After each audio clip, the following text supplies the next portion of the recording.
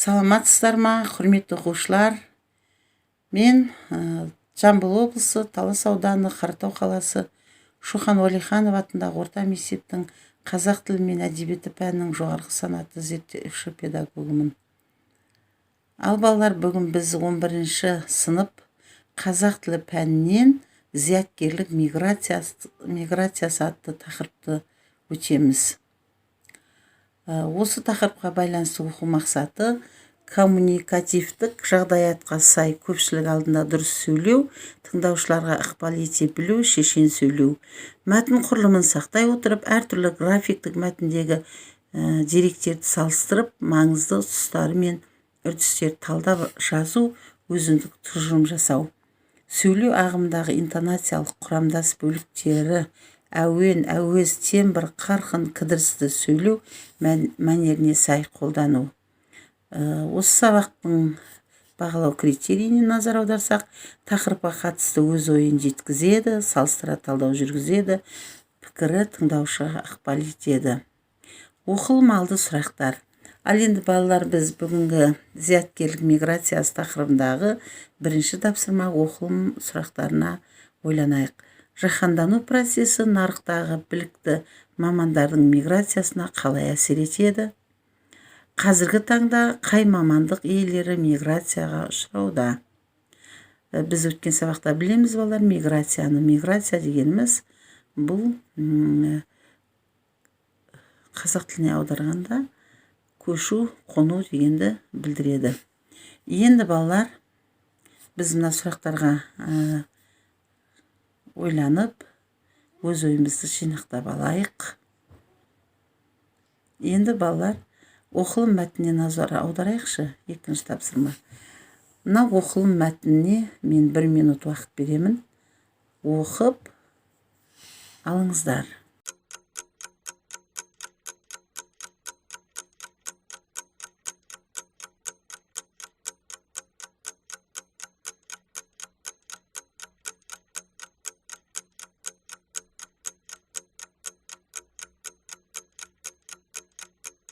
Ал құрметті оқушылар, оқылым мәтінімен біз жете таныстық.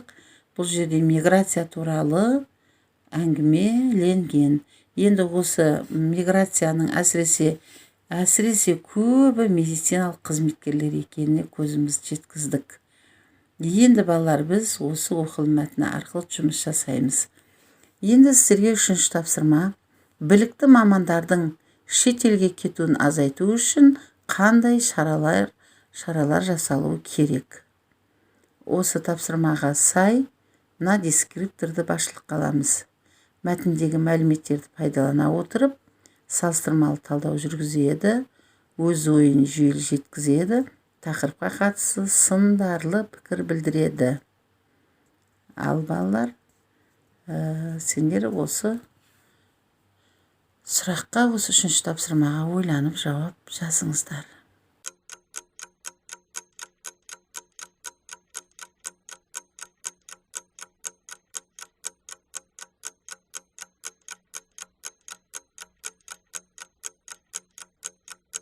Өз ойымызды жинақтап алған болсақ, балдар, өзіміздің ойымызбен қалай азайту шараларын жасау керектігін әркім өз бетінше жазған болса, мен ықтимал жауапты көрсетейін.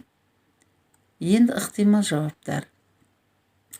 Мен былай дер едім: талантты жастарға қолайлы жағдай мен жас ғалымдардың антикризистік комитетін құруға көмектесетін салықтық жүйені құру, халықаралық деңгейдегі жоғарғы оқу орындарын елімізде көбейту, және айтуға болады балдар, шетелге жас студенттерді мемлекетпен шетелде қалып қойған жағдайда оқу мерзімінде жұмсалған қаржы мен айыппұл төлеуге мәжбүрлейтін келісімшарт жасай отырып жіберу. Сонда шетелде қалып қою, оқуды бітірген жастардың шетелде қалып қоймауы көзделеді. Себебі ол айыппұл мен өзіне жұмсаған оқу мерзіміндегі қаржыны қайтаратын болса, ол міндетті түрде елге қайтар еді. Сөйтіп балдар, Қазақстандағы зияткерлік миграция мәселелерін шешу жолдарын ұсынсақ болады. Одан кейінгі тапсырмаға назар аударайық балалар. Грамматикалық материалдар немесе анықтамалар мен ережелер. Біздің бүгінгі грамматикалық материалымыз ресми іс-қағаздар стилі. Өздеріңізге мәлім, 5 стилдің бірі ресми іс-қағаздар стилі. Бұл құжаттар немесе іс-қағаздар стилі деп аталынады. Бұл үшке бөлінеді балалар. Азаматтық қарым-қатынас құжаттары, сенімхат, кепілхат, келісімшарт, еңбек шарты. Екінші, жеке адам өміріне қатысты құжаттар, өмірбаян, түйіндеме, өтініш, мінездеме, жеделхат. Үшінші, басқару, ұйымдастыру құжаттары, шарғы, үкім, жарлық, ереже, бұйрық, хаттама, сол сияқты. Енді балалар, сіздерге тапсырма. Білім алушылар, сіздер осы ресми іс-қағаздардың жазу үлгісінің қайсысымен таныссыздар? Өздерің білетін іс-қағазының біреуін жазыңдар. Осы тапсырмаға байланысты дескрипторымыз іс-қағаздары үлгісін меңгереді, сауаттылықтарын арттырады, өзіндік тұжырым жасайды. Ал балалар, сіздердің 1 минут уақыттарыңыз бар.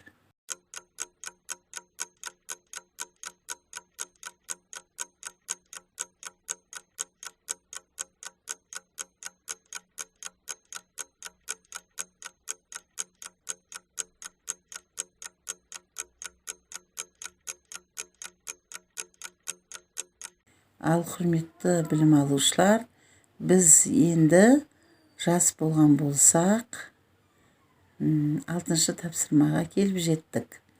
Бұл жерде былай делінген: ғылыми стильге тән тілдік құралдарды қолдана отырып, рафт стратегиясы мен сыртқы істер министрлігі қызметтерінен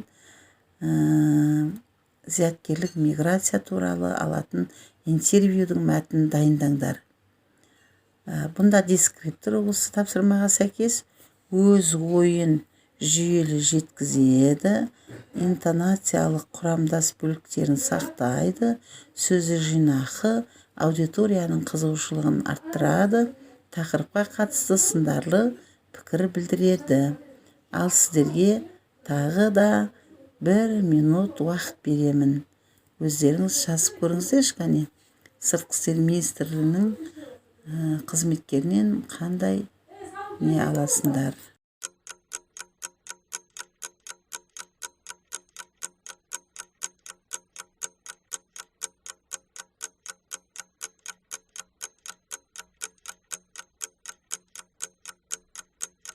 Қымбатты оқушылар және білім алушылар, ендігі біздің ықтимал жауабымызбен салыстырайықшы. Сіз қалай жауап бердіңіз? Егер де маған осындай сұрақ берілсе, мен былай жауап алар едім. Енді сыртқы істер министрі қызметкерлеріне мен тілші болып былай сұхбаттаса алар едім. Сәлеметсіз бе, сізден мамандар миграциясы туралы ақпарат алғымыз келеді. Соңғы жылдары шетелге білім алуға барғысы келетін жастарға қандай көмек беріледі дегенге ықтимал жауабым: жыл сайын мемлекеттік білім жүйесін дамыту үшін тілі жат елге барып, отбасынан жырақта білім алып жатқан жастар қаншама.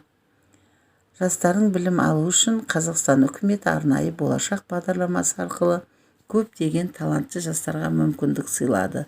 Мақсат біреу ғана: болашақ отандық мамандардың сапалы білім алып, отбасына, мемлекетке пайда әкелуіне жағдай жасау.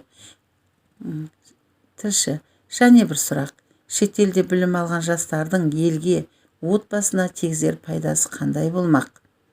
Отбасы мүшелерінің біреуінің шетелге қоныс аударуы нәтижесінде ата-анасына ақша жіберіп, бауырларының оқуына мүмкіндік жасап отырады. Ал туған жеріне қайта келген соң, білікті және сұранысқа ие маман ретінде білімін көрсетіп, ел экономикасын арттыруға ықпал етеді. Сонымен қатар, өз отбасының әлеуметтік жағдайын жақсартуға мүмкіндік алады. Рахмет, сізбен сұхбаттасып, біраз мәселеге көз жеткіздік. Сау болыңыз. Енді қымбатты оқушылар, біз бүгінгі алған сабағымыздың рефлексия бөліміне келіп жеттік. Ал енді балдар, бұл сабақта сен үшін не пайдалы болды, не қажет, нені есте сақтау керек?